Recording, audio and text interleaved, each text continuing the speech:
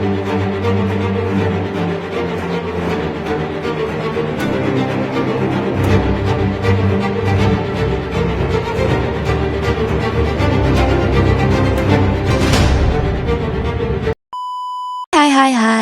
Энэ бол Crime дугаар. Энэ Crime дугаарын хамгийн ихэнд би та нартай нэг хөөрхөн дэлгүүрийг танилцуулъя. Нарны сан дагуу байрлах Төмөн молын 6 давхурд байрладаг энэ дэлгүүр Xmas гэдэг энэ стор дээр AG буюу UGG брендийн одоо австрал руу гаргадаг бойтгонууд маш сайн чанарын, маш хөөрхөн гоё загварлаг, маш олон загварлаа, маш олон өнгөлөө та нар маань очиж сонгоод аваарай.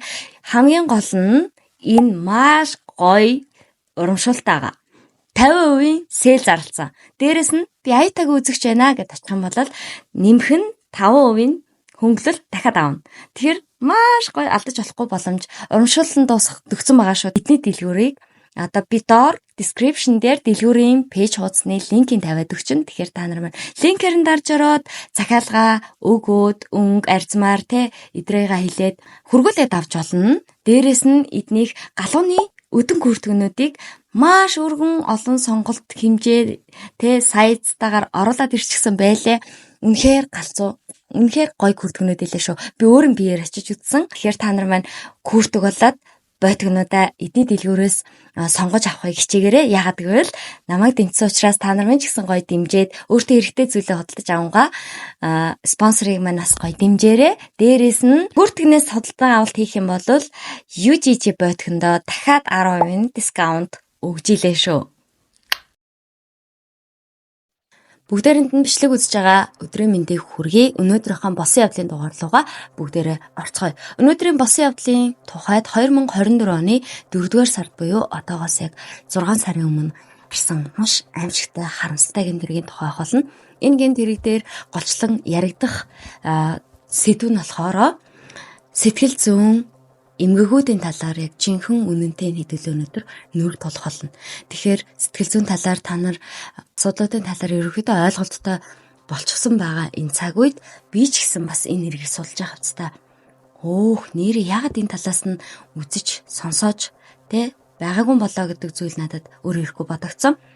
Жинхэнэ мангасуудыг та нар ямар байдаг гэж боддог вэ? Бидний түгээмэл ойлголтоор эвэртэй эсвэл аимшигын архын эцэсгүй аимшигын царай зүстэй ч юм уу нэг тиймэрхүү төсөөллүүд байдаг штэ.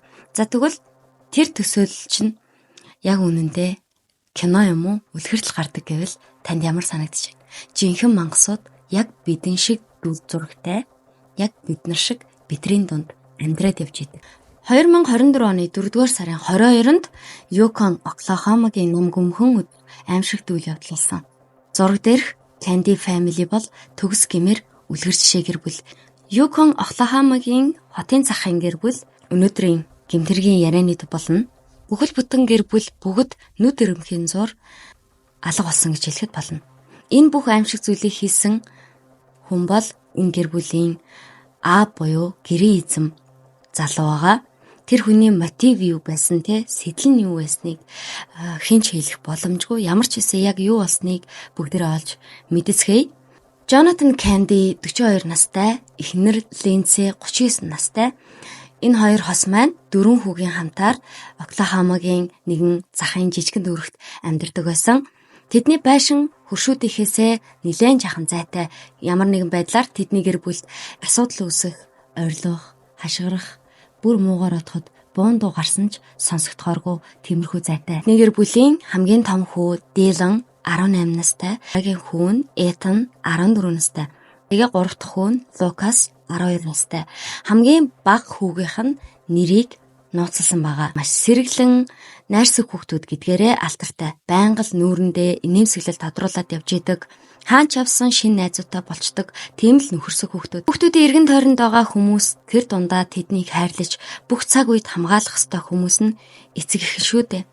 Гэтэл амьдралынх нь хамгийн том аюул нь болох аав нь яг дээвэр доор нэг гэрт өөрсдийнх нь төрсэн аав болоод амьдарчсэн гэд бодохоор маш харамсалтай. Jonathan Оклахома хотод хагас цагаар ажилладаг байсан. Орон нутгийнхаа олон нийтийн спортын арга хэмжээнд хүртэл байнга очдог. Түүний найзууд болоод хөлшүүдтэйхэн санаж байгаагаар бол тэр all around great guy. Бүх талаараа дажгүй залуу штэ. Ер нь л дажгүй те.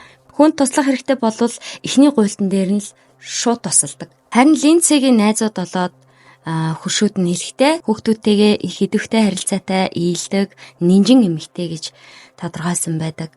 Гэхдээ хүмүүс Линдсигийн relationship буюу Джонатантай байгаа relationship-ийнх нь яг үнэн ямар байсан гэдгийг одоо болтол харамсалтай нь хинч мэдэж чадаагүй, цаашдаач мэдэж чадхааргүй болсон нь хамгийн харамсалтай.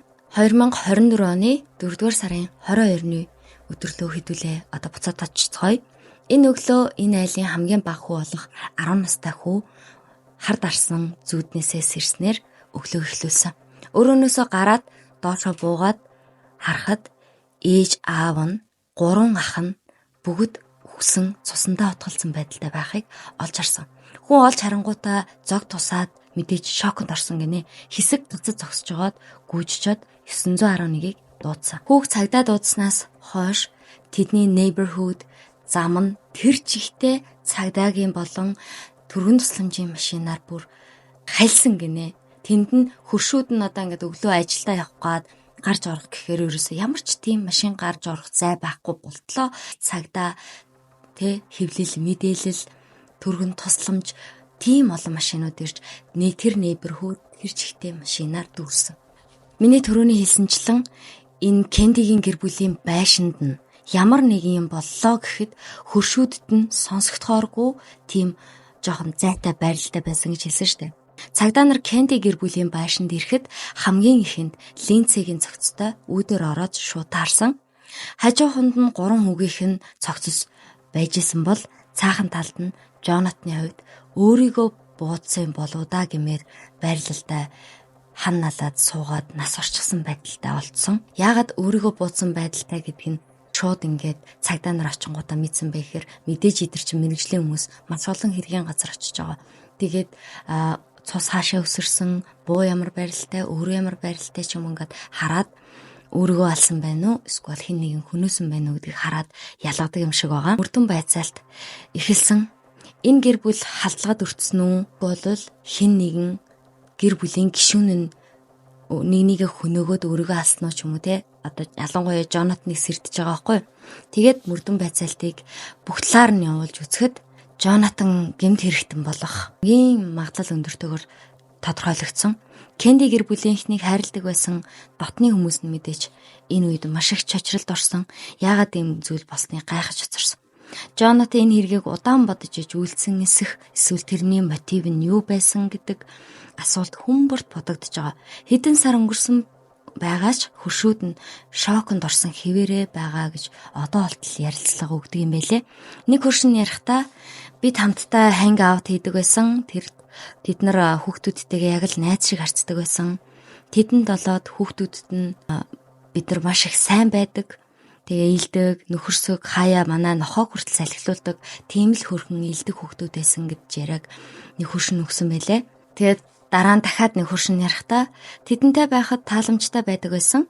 Их мэд зурдсаар байгаа. Хамгийн гол нь Джонатаныг таньдаг бүхий л хүмүүс Джонатан бол нилээн дайжгүй бүр great guy гэж хэлсээр л байгаа.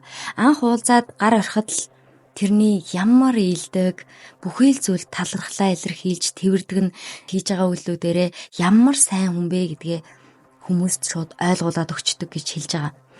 Армстронг гэдэг нэг одоо бейсболын коуч дасгалжуулагч эднийхтэй ингээ гэр бүлээрээ найзууд гинэ. Армстронг их нэртэйгээ хамт Джонатан Линдси хоёрын тухай ярихдаа би 3 жилийн турш тэднийхээр орж гарч найзууд байгаа. Ажил дээр хэцүү байсан ч тэдний хаалгаар оронгуут л инээмсэглээд л миний өдөр хичнээн бун байсан ч тэр бүгдийг мартуулж чадхаар тийм л эерэг сайхан хүмүүс байсан гэж ярьдаг. Тэгснэ ийдэг, найрсаг, миний энэ амьдралдаа таарч исэн хамгийн шилдэг хүмүүс гэж ярьсан. Кенди гэр бүлийн эхнэр буюу Линдсигийн тухай ярихдаа тэр бол би даарч ийна гэд хэлэх юм бол цамцаа шууд л тайлаад өгөхөөр тийм л их хайр цацарсан хүн. Бүр маш ийдэг эмэгтэй байсан гэж ярьсан. Миний хүүхдүүдийг ч тэр яг өөрийнхөө хүүхдүүдтэй адилхан ялгалгүй хайрладаг нь бүх зүрх сэтгэлээрээ хандаж байгаа нь нүүрэн дээр нь нүдэн дээр миний ил байдаг байсан гэж тодорхойлж хэлсэн. Тэр гэр бүлд болсон явдал бол аллах төдий зүйл биш гэж хэлээд хэрэг хэр зэрэг хэрцгий байсан талаар тайлбарласан. Хаврын тэр хүйтэн шөнө хүүхдүүдийг нэг нэгээр нь агнсан. Тэрний өмнө эхлээд ээжийг нь хүнөөсөн бах. Тэгээд хүүхдүүдийг нэг нэгээр нь агнсан гэж хэлэхдээ hunted down and killed гэдэг байгаа байхгүй. Бүх зүйл Джонатан Линдси хоёрын маргаанаас эхэлсэн бах. Джонатан буута байсан. Тэр бүр буу нь өөрт нь тэр үед байсан. Тэгэхээр тэр зэвсгэлсэн байсан гэж тодорхойлоод Линдсиг олон удаа буудаж газар дээр нь хөнөөсөн. Үүний дараа тэр системтэйгээр агнах ажилдаа орсон. Хамгийн бага хүүгээ энэ төлөвлөгөөнд багтаасан байсан хэсэг нь одоо тодорхойгүй байгаа. Бас яг энэ хэрэг төлөвлөж үйлдсэн үү? Эсвэл аяндаа болчихсон хэрэгүү гэдг нь тодорхойгүйч байгаа. Тэр гэртээ байсан хүүхдүүдээ Маркли гэдэг чинь бүр системтэйгээр хөнөөсөн гэдэг нь маш тодорхой болсон. Бага хүн тэр шөнө бүх үйл явдал болж хахад унтсаар байсан гэдэг нь ч тодорхой болсон. Яагаад бага хүүгээл үлдээсэн нь тодорхойгүй байна гэж цагдаа мэдэгдэлтэй нэмж хэлээд тэр өглөө хүү сэрүүлэхийн дуугаар сэрээд өрөөнөөсөө гараад л гэрийнхнийгээ олсон нь тэр байсан. Одоо хүү энэ тулгараад байгаа шинэ нөхцөл байдалтайгаа асаж, ойлгож, травмагаа ч гэсэн, цочрлоо ч гэсэн туулах гэж тэмцэж байгаа гэж хэлсэн. Хамаатныхаа асрамжинд очисон байлээ. Одоо ээжийнхаа юм уу, аавынхаа аль нэг талынх нь мэддэхгүй байлээ.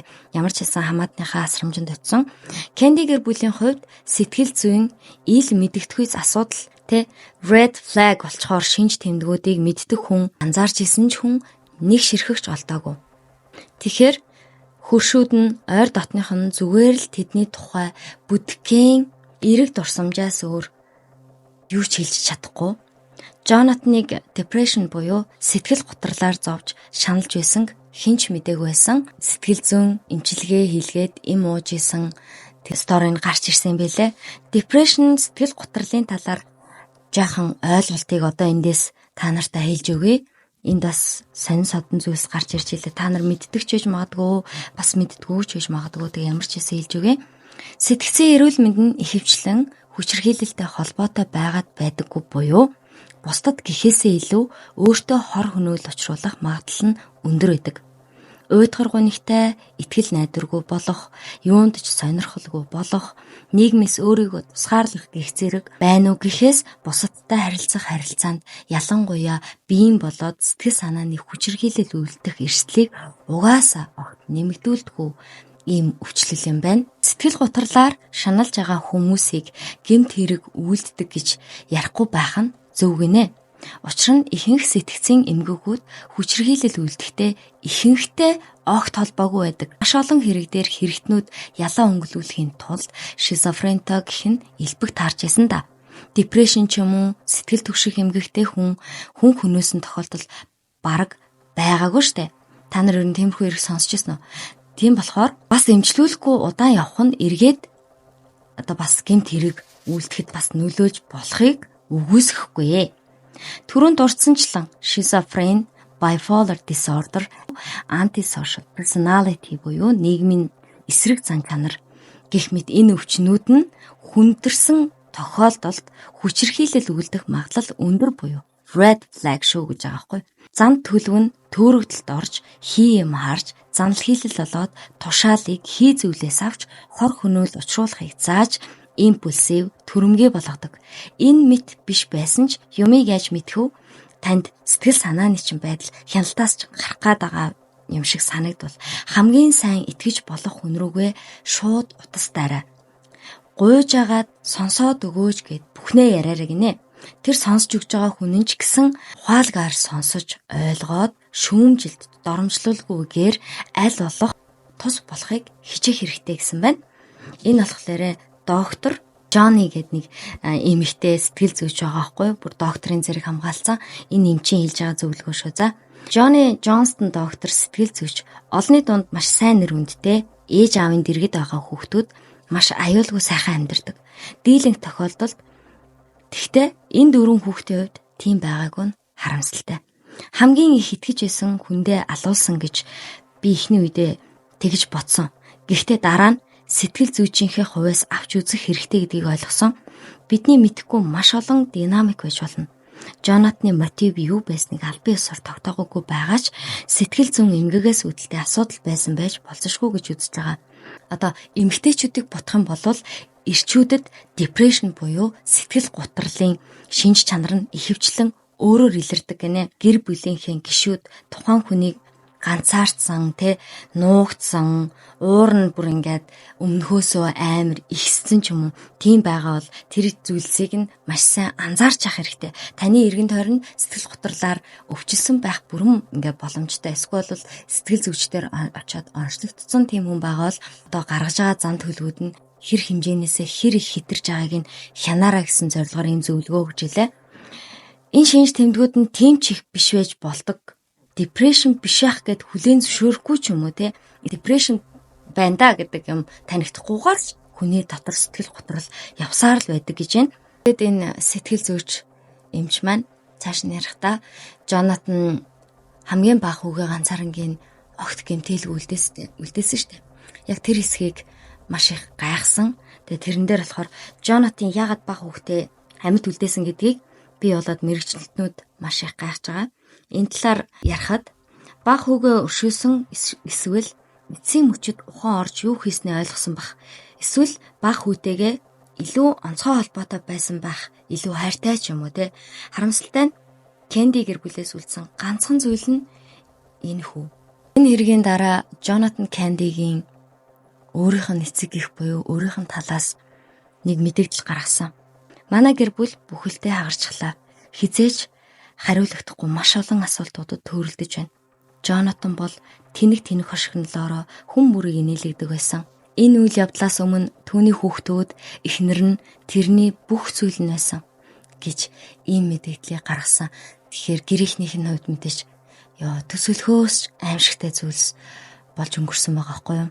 Тэгэл зөөж доктор Джонни гэдэг эмч маань болохоор хэлэхдээ энэ хэрэгт нэг боломжит онол байна гэд өөрийнхөө таамгийг ярьсан. Джонатан эхлээд уурлаад эхнэрээ хөнөөсөн. Энэ дээр хинч байсан маргааны үеэр эхнэртэй ялагддаг. Ялагдсандаа уур нь хүрээд эхнэрээ хид будаж хөнөөсөн. Төлөвлөж энэ үйл явдал болоог бах. Дараа нь гинэт би хүүхдүүдийнхээ царайг яаж харнаа ч юм уу гэж бодсон бах. Хүүхдүүдээ ийм зүйлтэй нуур тулгаж үлдээхийг хүсээгүй. Намайг ээжийг нь алсан гэдгийг мэдж байгаа болохоор ээжийг нь аавчин хөнөөцсөн, аав нь шоронд орсон гэдэг зүйлийг хүүхдүүдтэй үзүүлэхийг хүсээгүй учраас хөнөөхийг сонгосон байх магадлалтай.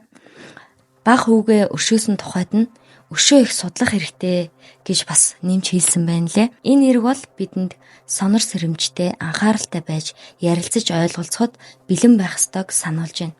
Доктор Джонни амьд үлдсэн хүмүүд урт хугацааны эмчилгээ, дэмжлэг үзүүлэх нь одоо маш чухал байна гэж онцолж хэлсэн. Одоо ярих зүйл бол эдгээр зүйлсүүдийг хэрэгжүүлэх юм бол эдгээр арга хэмжээнүүдийг гэж хэлэх юм уу?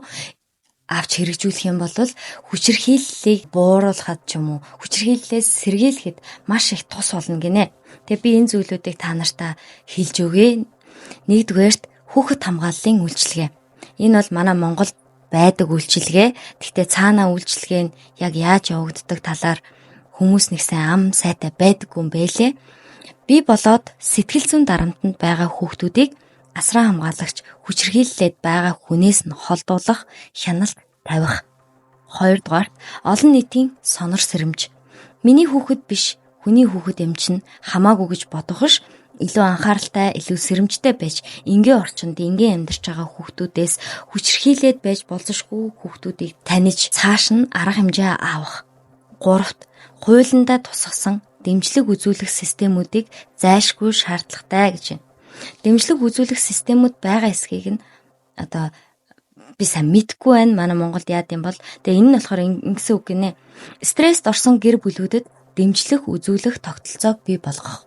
Одоо депрешн буюу сэтгэл готролд орсон, архины хамааралтай, харт амьгтэй янз бүрийн зүйлсэнд донтсон ийм гэр бүлд дэмжлэг үзүүлэх тогтолцоог бий болгох. Энэ гэхдээ маш хэрэгтэй зүйл байгаас хэн хаана стресст орчих гэж мэдхийн тулд мэдээж эхлээд сэтгцийн эрүүл мэндийн одоо төвүүдийн хүртээмж хангалттай ах хэрэгтэй. Мөн санхүүгийн зөвлөгөө өгөх үйлчилгээ, санхүүгээ удирдахад туслах бусад их сурвалжууд, хүнд хэцүү үеийг даван туулахад туслах нөөц бололцоонууд орно гэж байгаа байхгүй юу? Дөрөвдүгээрт хүүхэд хамгаална хүн бүрийн үүрэг юм. Хүүхэд аюул тохиож болзошгүй шинж тэмдгүүдийн талаар мэдлэгтэй байх, хайхрамжгүй байдлын шинж тэмдгийг мэдэх, хэрхэн мэдээлэхэж мэддэг байх. Хүүхдэд дарамтлаад идэг, хүүхдээ жоохон хүчрхийлд юм уу да гэмээр хүмүүс, тийм хүмүүсийг юу хараад юу андашгүй гэдэг чинь нэг харилцаа хандлагаас нь хараад мэдэгддэг. Хүүхэд тэр хүний хажууд байхдаа бие яаж ийн, тэр хүний хажууд байхдаа үйлдэлээ цэгэнж ийн үү ч юм уу. Ингээ харахаар хүчрхийлэлд өртөж байгаа, ямар нэгэн дарамтанд өртөж байгаа хүүхдийг таньж тэгээд дараа нь тэр хүүхдэд туслахын тулд ямар арга хэмжээ авах вэ гэдгийг ч гэсэн сайн мэдчих хэрэгтэй гинэ. За эдгээр дөрвөн зүйлсүүдийг хийсэн байхад хүчирхийллээс сэргийлэхэд тус болдیں гэж энэ доктор Жоны эмч хэлсэн байна лээ.